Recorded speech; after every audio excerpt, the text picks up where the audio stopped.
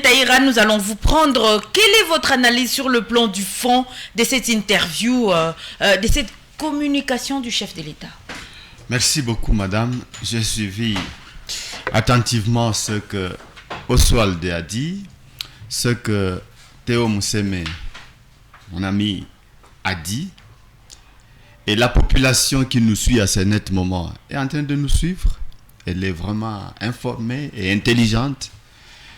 Mais je me dis, où est-ce que nous sommes aujourd'hui, après avoir pris le pouvoir, après que le président Tshisekedi ait pris le pouvoir, après que le président Tshisekedi ait prononcé son discours magistral, ces deux discours d'ailleurs, premier mandat, deuxième mandat, avec toutes les promesses qu'il a données à la population qui étaient vraiment de nature à tirer le Congo de cette humiliation économique, financière, diplomatique et politique. Et là, je me dis, la misère du président commence. C'est le titre du livre de Buyoya, ancien président du Burundi, qui avait écrit le livre La misère du président, la misère du chef. Et il a montré que dans ce livre, le chef, dès qu'il est au premier mandat, bien entendu un président africain, dès qu'il est au premier mandat, il a comme l'impression qu'il a encore son temps. Alors que, dans toutes nos analyses que nous faisons, moi je les ai faites, je montrais bien qu'un président africain qui a la possibilité de faire 2 mandats, ce n'est qu'au premier mandat qu'il travaille pour l'intérêt de la population. Parce qu'au premier mandat, il doit tout faire pour qu'il se fasse élire au second mandat. Chose faite, M. Tshisekedi a dribblé tout le monde au premier mandat. Il a donné beaucoup de justifications fallacieuses, je m'excuse de le dire, mon ami Théo, parce que de toutes les promesses qu'il a données, aucune n'a été n'est-ce pas, honorée. Bon, en fait, c'est à nous aussi de nous condamner parce qu'on ne pouvait pas reconduire un président comme ça. Si on était sérieux, nous, population électrice, si on était sérieux, on ne pouvait pas reconduire un président comme ça, qui a brillé sur tous les fronts par des promesses qu'il n'a pas tenues. Mais malheureusement, on l'a reconduit avec 73%. Oui, il a répondu à cette question pour dire qu'il n'était pas là pour être aimé. Voilà, effectivement. Taïra. Effectivement, c'est une manière cynique de répondre aux gens qui n'étaient pas là pour être aimés. C'est-à-dire, nous l'avons aimé, mais lui ne nous aime pas. Nous l'avons aimé en lui donnant le 2e mandat. Lui, il s'en fout de nous. Effectivement, c'est comme ça. Les personnes qu'on appelle les enfants gâtés. Pas les enfants gâtés de Tshisekedi, mais généralement les enfants gâtés. C'est pas que Tshisekedi était gâté, mais politiquement, il a eu le pouvoir. Peut-être de la manière dont nous connaissons, et Théo Mousseme connaît comment il a eu le pouvoir au premier mandat et peut-être au deuxième mandat il s'est battu. Mais en fait aujourd'hui le président Tshisekedi est au 2e mandat. La misère du président. Et donc il se retrouve qu'au premier mandat il a fini.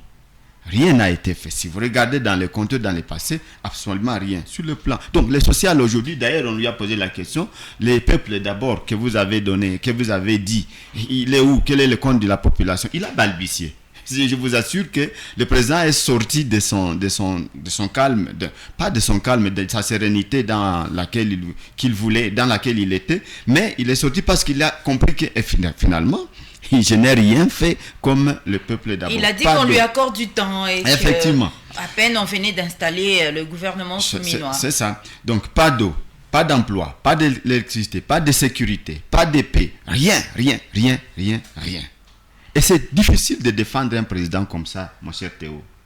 Je vous aime beaucoup, mais comprenez bien que c'est difficile de défendre un président pareil. Mais jusque-là, vous n'avez encore rien dit. Hein? Il n'y a pas de problème. Mais là, il y a un problème. Lequel? C'est que le temps, c'est le premier ennemi de quelqu'un.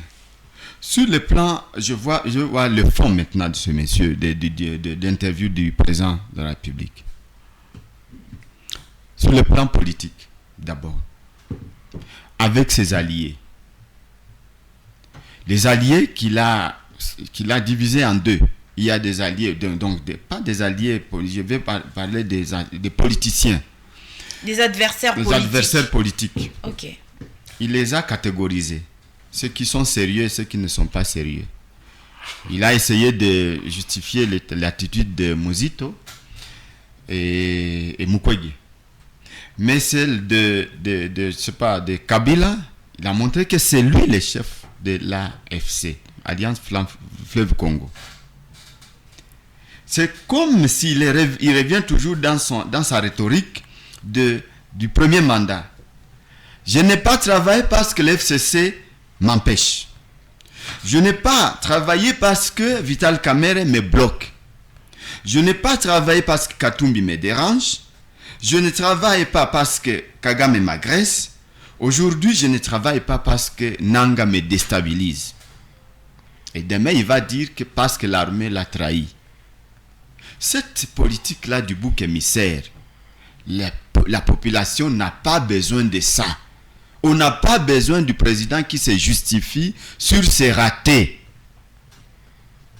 On a besoin d'un président qui nous dit voici ce que j'ai promis, je fais ceci, quelle que soit la guerre. La Russie est en guerre contre la communauté internationale, c'est-à-dire l'OTAN, mais il y a des projets, des inaugurations qui se font en Russie. En Ukraine, c'est la même chose. Qui empêche au président de la République de débloquer pour que les sociales des Congolais soient au rendez-vous. Parce qu'il y a des millions et des millions qui se volatilisent, madame. Il a dit qu'il s'engage et travaille pour que le pouvoir d'achat de la population congolaise baisse. Il est toujours dans les futurs. Ce président-là, notre président, est toujours dans les futurs. Or, le futur est hypothétique, Théo Moussemi. Le président Tshisekedi n'a jamais été dans le passé et dans le présent. Dans le passé, il dit, j'ai déjà fait ceci, j'ai promis ceci, je l'ai fait. C'est ça le passé simple, ce que tu as fait. Le présent, c'est-à-dire, tu nous montres effectivement tu es dans quoi. Mais il a dit, il est encore dans le temps, il y a encore le temps. Le premier ministre vient de commencer, nous avons encore, monsieur Tshisekedi. Monsieur Tshisekedi, président de la République, l'héritier politique de Kabila, pourquoi tu nous fais ça? Qu'est-ce que nous avons fait? Qu'est-ce que la population a fait contre M. Tshisekedi pour continuer à nous mentir de cette manière? S'il vous plaît, Désiré Ntaïra, mentir c'est un peu plus fort dans notre studio. Est-ce que vous pouvez retirer ce mot? Je retire ce mot. Merci. Parce que le président de la République mérite le respect. Mais le respect que je lui dois beaucoup plus, c'est dans l'action, dans la réalisation. Les autres nations sont en train d'avancer. Oui, la guerre est là. Mais la meilleure façon de combattre cette guerre, Théo, c'est la consolidation des acquis. Cet acquis-là, c'est quoi? La cohésion nationale. Mais il a dit qu'il travaille il tient vraiment à cette cohésion nationale. Cohésion nationale, comment? Il en est garant. Oui, il faut utiliser les termes. Ce président-là, notre président a un vocabulaire assez élargi pour dribbler les gens. Il ne peut pas manquer, c'est un homme du débat. Il connaît parler. Mais, oui, il connaît parler. Pour haranguer la population, qu'est-ce qu'il n'a pas dit? Je vais réunir 2 chambres, n'est-ce pas? Moins de l'escarmouche, je vais réunir les 2 chambres et la guerre sera déclarée. Mais la guerre est là. Qu'est-ce qu'il a fait? Voyez-vous? Il a dit, c'est Kagame, il n'aura plus le sommeil à Kigali. Mais ce qu'il a fait. Et nous avons applaudi. Non, il a dit au sujet de Kagame, il dit il veut parler avec lui pour lui demander qu'est-ce qu'il veut à la population. Qu'est-ce qu'il veut à la population? Est-ce que c'est une question qu'on peut poser à un président comme Kagame? Qu'est-ce qu'il veut à la population? Il veut que Quoi? Comment on peut poser une question comme ça, madame? Qu'est-ce qu'il a à la population? Kagame se bat pour l'intérêt des Rwandais. Et lui, l'erreur qu'on va commettre, la diplomatie congolaise qui est bancale, l'erreur qu'elle a commise en disant nous avons des FDLR, nous allons les neutraliser. Comment on peut dire ça? Ça une passe en or qu'on a donné à Kagame pour lui dire mais voilà, vous avez les FDLR, même s'il y aura Même s'il y aura, donc aussi longtemps qu'il y aura un seul Hutu au Congo, donc le gouvernement congolais va dire que nous avons des FDLR. Nous n'avons pas des FDLR au Congo. Tout n'est pas FDLR. Non, c'est ça. Non, tout n'est pas FDLR, mais pour Kagame, et donc ce sont des FDLR. Vous voyez le problème? Non, il ne faut pas négocier comme ça. Et c'est pourquoi moi j'ai toujours dit, l'entourage du chef joue un rôle très très capital, Théo. Comment on peut amener des gens comme ça, des novices en diplomatie et dire, on sait bien que la rhétorique qui passe dans la communauté internationale pour Kagame, c'est le FDLR au Congo. Et on tombe dans ces pièges en disant, nous allons neutraliser les FDLR. Allez les neutraliser. Ils sont où? Je vous dis bien que les FDLR, bon, les Hutus comme les Tutsis au Congo sont des amis, des alliés potentiels pour l'intérêt du Rwanda, du gouvernement du Rwanda. Pour notre Théo Mousseme a dit que neutraliser les FDLR, c'est en quelque sorte pour couper les mots... retirer la Libye. Retirer la Libye voilà. au Rwanda. Et Théo. Ainsi, voilà, le Rwanda ne pourra plus trouver des raisons de venir au pays. Je vous dis, sans être contredit ici, même demain après, demain même 10 ans après, vous ne retirerez pas ces FDLR au Congo parce qu'ils n'existent pas, ils n'existent plus. Ces gens n'existent plus. Le Rwanda va continuer toujours à dire il y a des FDLR. Demain, le Rwanda peut se transformer en FDLR, Théo Mousseme. Parce qu'ils savent mentir. Parce que j'ai une œil pointu. Non, je ne sais même pas. Donc, ils savent créer. Donc, il ne fallait pas... La meilleure façon de leur retirer cet alibi, c'est de dire il n'y a pas d'FDLR au Congo. Parce que ceux qui étaient arrivés sont déjà morts, ils n'existent plus. Comment on peut dire, on peut négocier comme ça? Donc, nous sommes dans une situation telle que Oswald l'a dit, il y a des confusions, il y a de l'amalgame. On a des gens, des novices en politique, on a des novices en diplomatie qui négocient tout simplement pour... Ils pensent bien que quand on est dans des concerts, dans des salons diplomatiques, il faut faire attention. Il faut vraiment faire attention parce qu'on a donné un tapis rouge, n'est-ce pas, on a déroulé un tapis rouge au Rwanda pour continuer à faire de nous ce qu'il veut. Donc, aujourd'hui, nous sommes dans une situation très très difficile où le président de la République se constate bien que 5 années, bientôt une année va se terminer. Il va lui rester 4 années. Et les 2 dernières années sont des années de forte turbulence politique parce qu'il doit préparer sa sortie, son départ. Mais quid avec son allié, celui qui lui a donné le pouvoir, qui lui a laissé le pouvoir, c'est Kabila. Alors c'est une stratégie qu'on appelle parce que ce qu'il dit est dans ce qu'on appelle c'est l'homme qui entretient le flou. C'est-à-dire, il peut vous dire du paradoxe, voilà, du paradoxe. Il vous dit le contraire de ce qu'il pense. Il est allié potentiel de Kabila. Ce sont des grands alliés, madame. Qu'est-ce qui le prouve? Qu'est-ce qui le prouve? Aucun intérêt de Kabila n'a un jour été dérangé. Aucun de ses intérêts. Il a encore son salaire. Il a encore tout ce qu'il devait avoir comme sénateur à vie. Je ne voudrais pas qu'il puisse se faire la guerre parce que nous ne voulons pas faire ça. Nous voulons tout simplement que leur alliance continue pour l'intérêt du Congo. Un président à vie doit mettre à la disposition son expérience politique pour l'intérêt de la population ou du peuple congolais. Aujourd'hui, ils veulent s'embrouiller pour montrer qu'ils sont des ennemis alors qu'ils ne le sont pas. Ce sont des alliés. Et si vous voulez savoir réellement celui qui vous a volé, attendez que les gens, ces 2 voleurs ou 3 voleurs qui arrivent dans votre pays, dans votre maison, se partagent les butins. Vous allez constater ça. Je ne dis pas qu'ils sont des voleurs, mais c'est comme ça, quand on connaît les voleurs, c'est le moment du partage. Tshisekedi trouve que dans 4 ans, il doit partir. Qu'est-ce qu'il va laisser au Congo? Quel héritage? Parce qu'il a tellement promis, il pensait que son mandat n'allait pas se terminer. Il est en train de se terminer, et donc il doit nous donner des comptes. Nous donner des comptes, c'est-à-dire qu'est-ce qu'il a réalisé, qu'est-ce qu'il a promis, qu'est-ce qu'il a fait en termes du bien social des Congolais. Il n'y en a pas. Et comme il n'y en a pas, il faut trouver des motifs. Chaque président a sa façon de créer des justifications. Nanga n'était rien. Bien sûr, en quelque sorte, tu peux dire, comme Théo l'a dit, il y a beaucoup de kabylistes qui est chez Nanga. Mais tu ne peux pas dire que ce n'est pas à dire que Nanga, c'est la fabrication de Kabila. Merci de l'avoir reconnu qu'il y a beaucoup de kabylistes. Il y en a, même de Tshisekédistes, ils sont là. Ils en auront toujours, parce qu'il y aura des frustrés toujours. Mais nous voulons dire, comme nous, comme communicateurs républicains, c'est pour l'intérêt de la population. Qu'est-ce que la population gagne dans la guerre entre Tshisekedi et Kabila? C'est nous qui allons perdre. Qu'est-ce que la population gagne dans les promesses fallacieuses de Tshisekedi envers la population? Donc, dans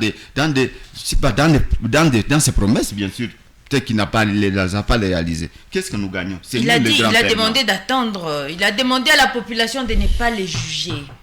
Voilà. Donc, ce monsieur-là, c'est se moquer de nous. De ne pas les juger. Qui lui a donné le pouvoir? De ne pas les juger. Donc c'est Kabila seulement qui doit les juger.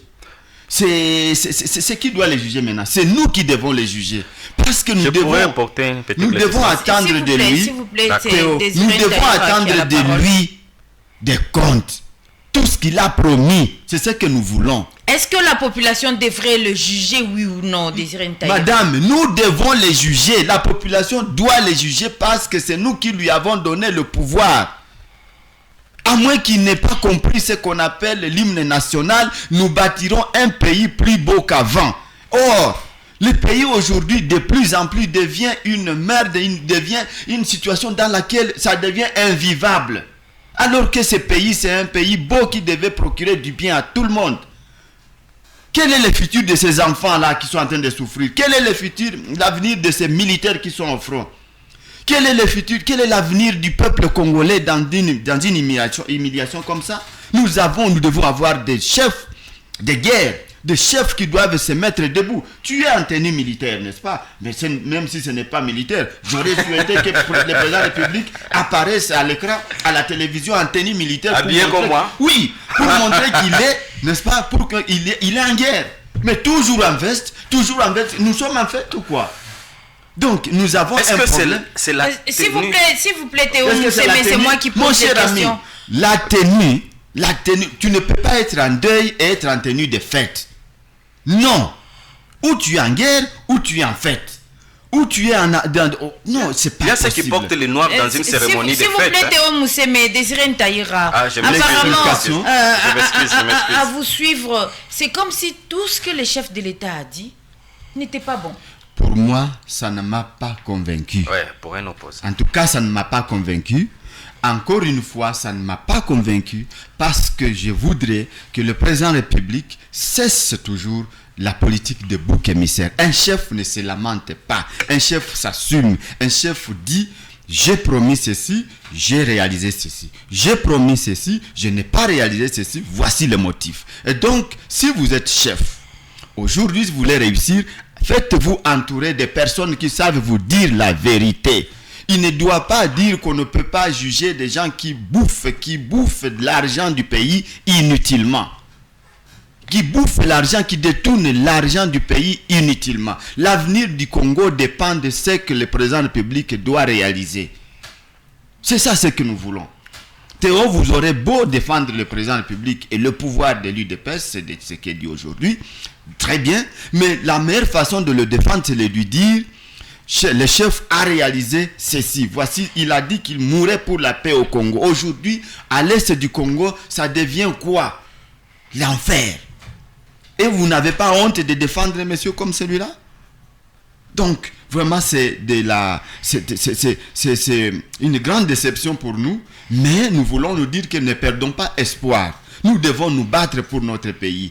Une chose que j'ai appréciée, il a demandé d'ailleurs, il aurait souhaité que les Congolais s'unissent. Tous les Congolais, de l'Est comme de l'Ouest, opposants comme de la majorité, qu'on regarde dans la même direction pour l'intérêt du Congo. Mais qu'est-ce qui manque pour que les Congolais s'unissent? Cette cohésion nationale, pour l'intérêt des biens, donc les partages, n'est-ce pas, des ressources du Congo. On ne peut pas trouver quelqu'un qui a des millions, madame. Des millions qui traversent la frontière avec des milliards de dollars. Et les autres sont en train de mourir de faim, de kwashiorkor, de monkeypox. alors que nous avons des possibilités de nous en débarrasser. Ça, c'est l'injustice. Et je ne vois pas un Congolais en train de dire je veux m'unir à l'action du gouvernement, du président de la République, alors qu'il y a cette injustice. Mais le vœu, c'est de nous dire nous avons un seul pays, nous devons nous battre pour ça, en étant, même si il est en train de nous mentir, nous devons quand même le considérer que c'est notre chef. Un instant, nous allons prendre cet appel. Oui, allô? Allô? Oui, bonjour madame. Bonjour, allô? Ah, je crois que la connexion fait défaut aujourd'hui. Allô? La connexion fait défaut. Merci de chuter, Désiré Ntaïra. En chutant, je vais dire que nous avons un seul pays. Nous avons un seul pays, un seul chef. C'est ce qu'il dit. Il n'y en a pas deux. Il doit se préparer à nous faire des comptes en 2028. Mais nous sommes déjà au compte à rebours. On a déjà mis toutes les institutions du pays pour fonctionner. Nous devons avoir des résultats.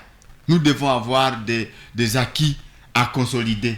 En étant avec lui, qu'est-ce que nous avons gagné avec M. Tshisekedi? Il doit être capable de nous faire oublier les années Kabila.